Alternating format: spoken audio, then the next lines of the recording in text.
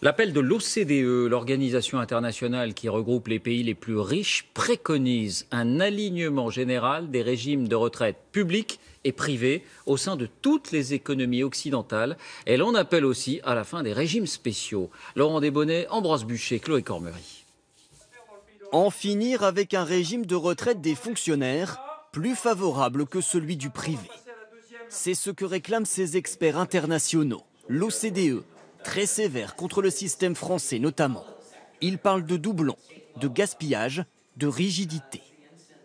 Un système à deux vitesses avec un problème d'équité. En moyenne, les fonctionnaires touchent à leur retraite 63% de leur salaire.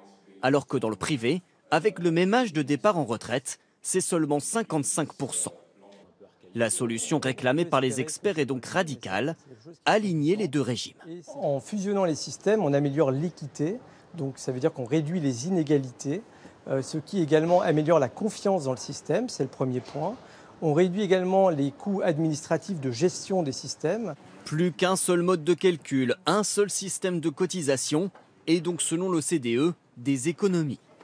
Parmi ces 35 pays membres, seuls 4, la France, l'Allemagne, la Belgique et la Corée du Sud, ont encore deux régimes différents pour le public et le privé.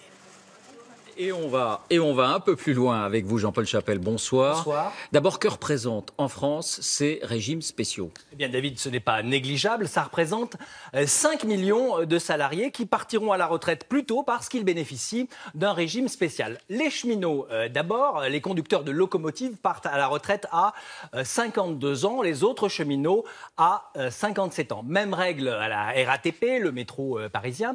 Les électriciens qui travaillent à l'extérieur comme celui-ci, à 57 ans.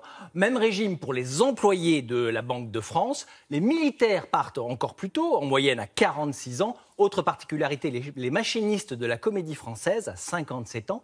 Comme les chanteurs de l'opéra, les danseurs, eux, partent à 42 ans. Bon, on ne s'attend pas à ce qu'ils se fassent des pointes jusqu'à 62 ans. Est-ce que ces régimes sont liés à la pénibilité des métiers?